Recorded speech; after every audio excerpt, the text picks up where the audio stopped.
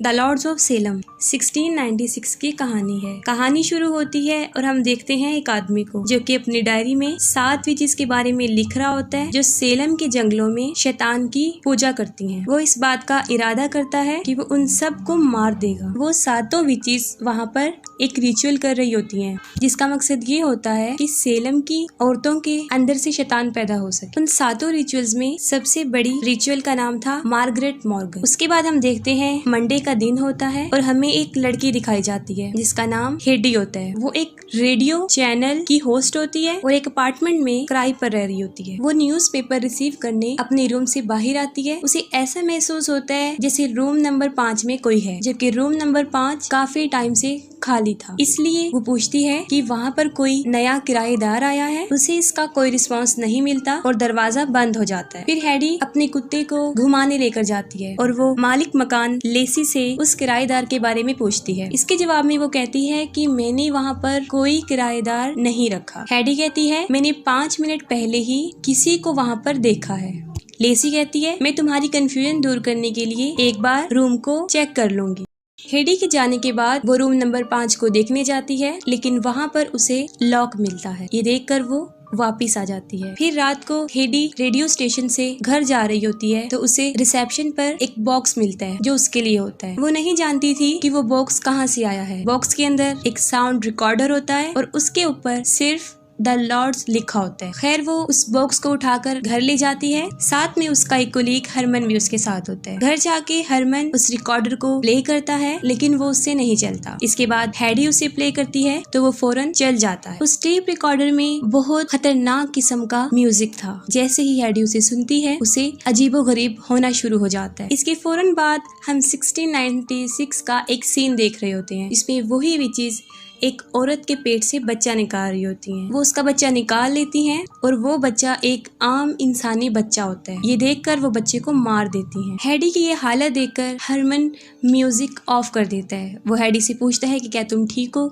Heidi उससे कहती है कि मैं अचानक कुछ थकी हुई महसूस कर रही हूँ और मैं सोना चाहती हूँ। उसके बाद हेडी सोने चली जाती है। हरमन भी चला जाता है। हेडी अपने रूम में जा रही होती है और ऐसा लगता है कि कोई और भी उसके साथ वहाँ पर मौजूद है, लेकिन हेडी का उस तरफ जहन नहीं जाता। अगले दिन ट्यूसडे होता है और उस दिन हेडी के रेडियो स्टेशन पर एक राइटर आते हैं जिनका नाम फ्रांसिस मैथाइज होता है। उन्होंने एक बुक सैटन लेस्टन लिखी थी जिसका टॉपिक सेलम विचेस ही था। वहाँ वो उसी रिकॉर्डर को प्ले करते हैं और हरमन उसे द लॉर्ड्स ऑफ सेलम का नाम दे देता है। वो रिकॉर्डर अपने चैनल पर प्ले करते ही हेडी की हालत दोबारा बिगड़ने लगती है। हेडी उसे म्यूट कर देती है लेकिन वो फिर भी सुनाई दिया जा सकता था और उसको सुना जा सकता था। इसके बाद उनका सेशन कंप्लीट हो जाता है। फ्रांसिस उससे पूछता है कि तुम्हारे पास ये रिकॉर्डर कहाँ से आया है। वो कहती है कि मैं नहीं जानती कि ये मेरे पास कहाँ से आया है। फ्रांसिस घर जाकर अपनी वाइफ से अपने इंटरव्यू के बारे में पूछता है। वो कहती है मैंने सारा इंटरव्यू रिकॉर्ड कर लिया है। फ्रांसिस पूछता है क्या तुमने वो म्यूजिक भी रिकॉर्ड किया है। वो कहती है जी मैंने वो म्यूजिक भी रिकॉर्ड किया है। फ्रांसिस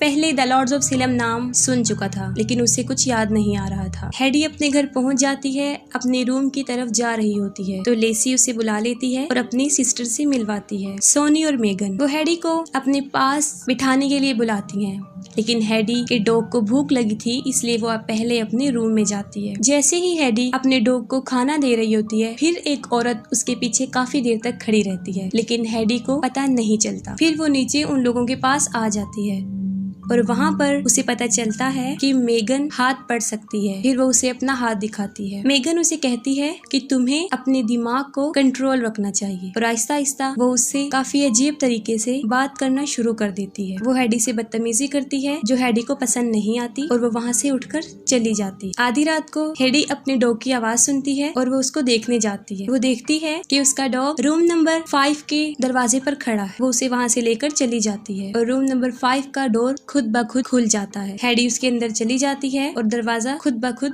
बंद हो जाता है। अंदर क्रॉस का एक निशान नजर आता है। हेडी देखकर उसे हिप्नोटाइज हो जाती है और ठीक उसी वक्त उसके पीछे कोई बड़ी भयानक चीज खड़ी होती है। फिर हम देखते हैं कि वही चीज जो हेडी के पीछे थी सामने से आ रही है और ऐसा महसूस होता है कि जैसे कोई जहन्नुम से बाहर आ रहा हो। दरवाजा खुल जाता है, हेडी बाहर आ जाती है और बाहर वो देखती है मार्गरेट मॉर्गन को, जो हेडी से एक बच्चा मांग रही होती है। हेडी की आंख फौरन खुल जाती है। वो सोचती है कि ये ख्वाब है और दोबारा सो जाती है। फिर वेडनेसडे को हेडी अपने डॉग को बाहर लेकर जाती है और वो एक चर्च में चली जाती है। वहाँ पर फादर उससे बात करता है और देखते ही देखते वो उसे बदतमीजी करना शुरू हो जाता है और वो कहता है कि तुम्हें कोई भी बचा नहीं सकता। उसके बाद फौरन उसकी आंख खुल जाती है और वो फादर उसे बताता है कि वो यहाँ पर सो रही थी। वो फौरन भागकर बाहर आ जाती है और बाहर बैठ जाती है। फिर वो देखती है एक अजीबोगरीब आदमी जो सामने से उसकी तरफ आ रहा होता है और उसके पास एक बकरा भी होता है और देखते ही देखते वो आदमी भी गायब हो जाता है। फिर काफी ढूंढने के बाद फ्रांसिस को जोनाथन हॉथॉर्न की एक किताब हाथ लगती है जिसमें 5 पेज होते हैं जो लिखे होते हैं। उस किताब में जोनाथन ने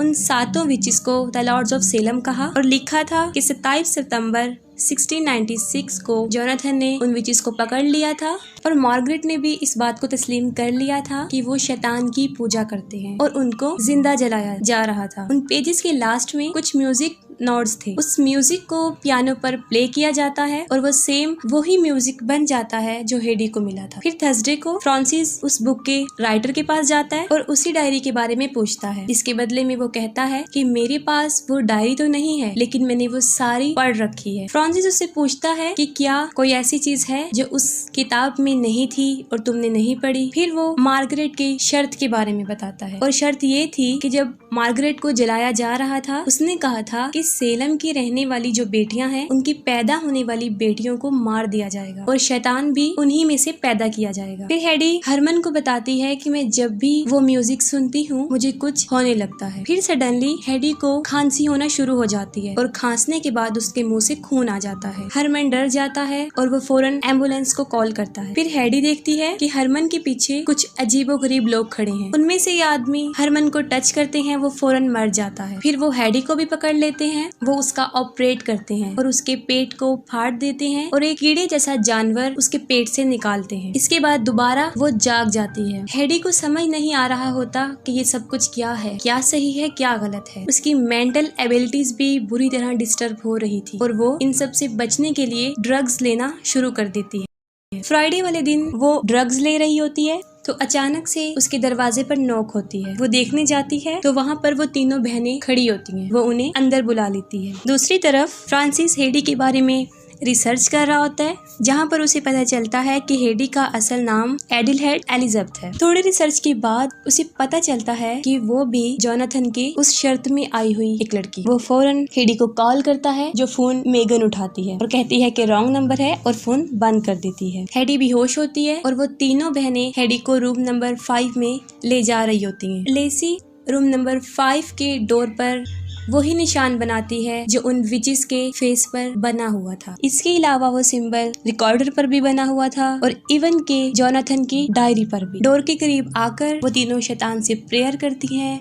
और फौरन दरवाजा खुल जाता है और वो हेडी को अंदर भेज देती है और रूम के अंदर का हिस्सा दिखाया जाता है जो पहले जैसा तो बिल्कुल भी नहीं था, लेकिन अब वो एक महल था और उसके बिल्कुल सामने एक अजीबोगरीब क्रिएचर खड़ी थी। हेडी आहिस्ता आहिस्ता उसकी तरफ बढ़ रही होती है और उसका चेहरा बिल्कुल बदल चुका होता है, यहाँ तक कि उसके माथे पर वही निशान बन जाता है जो उन विचेस का होता है। हेडी उस क्रिएचर के पास आती है, उसके अंदर से 2 टेंटिकल निकलते हैं और हेडी फौरन उन्हें पकड़ लेती है। इसके बाद दरवाजा खुल जाता है और हेडी बिल्कुल नॉर्मल हालत में बाहर आ जाती है। हेडी को देखकर वो तीनों काफी खुश होती हैं और हेडी को उसके रूम में सुला देती हैं। लेकिन अजीब बात ये थी कि वो क्रिएचर भी हेडी के साथ वहाँ पर मौजूद था। इसके बाद हरमन हेडी को कॉल करता है। हेडी को कुछ याद नहीं होता जो उस रात हुआ था। वो कहता है कि आज रात हमारे स्टेशन पर कोई शो है और हमें उससे पहले मिलना है, लेकिन हेडी उसे इनकार कर देती है और फोन बंद कर देती है। लेसी हेडी के साथ ही होती है और वो उस पर मुसलसल नजर रख रही होती है। फिर फ्रांसिस हेडी से मिलने उसके घर पहुंच जाता है और दरवाजे पर लेसी होती है। वो कहती है हेडी घर पर नहीं है, लेकिन हेडी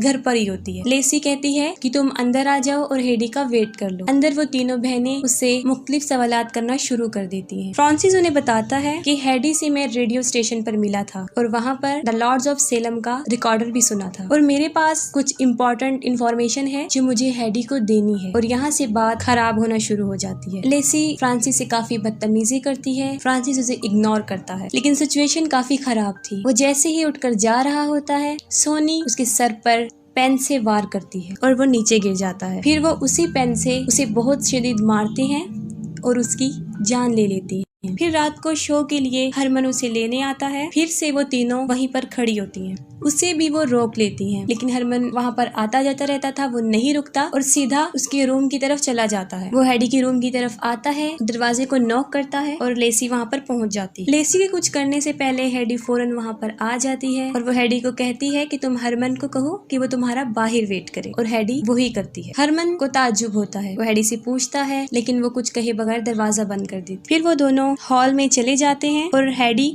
अकेली रूम में दाखिल हो जाती है और उसका डोर बंद हो जाता है। हरमन बाहर ही होता है और स्टेज पर हमें एक बार फिर वो तीनों बहनें नजर आती हैं। वो दरअसल शैतान से प्रेयर कर रही होती हैं। उनके साथ ही वो सातों विचेस उनके पीछे आ जाती हैं। फिर वहाँ पर वही म्यूजिक प्ले किया जाता है और जितने भी ऑडियंस वहाँ पर बैठे होते हैं वो सब स्टेज की तरफ आ जाते हैं और हैडी एक अजीबोगरीब दुनिया में होती है। वो सातों विचेस वहाँ पर मौजूद होती हैं, हैडी को पकड़ लेती हैं और उसे लिटाकर फिर अजीब सा रिचुअल कर रही होती हैं। इसके बाद हैडी का बच्चा होता है और वो एक शैतान होता है। ये देखकर वो सारी विचेस खुश हो जाती हैं और हैडी की मौत हो जाती है। लेकिन हमें दोबारा हैडी दिखाई जाती है, लेकिन अब वो गॉडेस की फेस में होती है, एक देवी जो कि बहुत सी औरतों की लाशों पर खड़ी होती है। उसके बाद न्यूज आती है, तकरीबन 32 औरतें मर चुकी। वहाँ पर उन सब की डेड बॉडीज मौजूद होती हैं, लेकिन वहाँ पर हैडी की नहीं मिलती, वो गायब होती है। और यहाँ पर मार्गरेट का जो ट्रायल था वो पूरा हो जाता है, यानी शैतान भी पैदा हो जाता है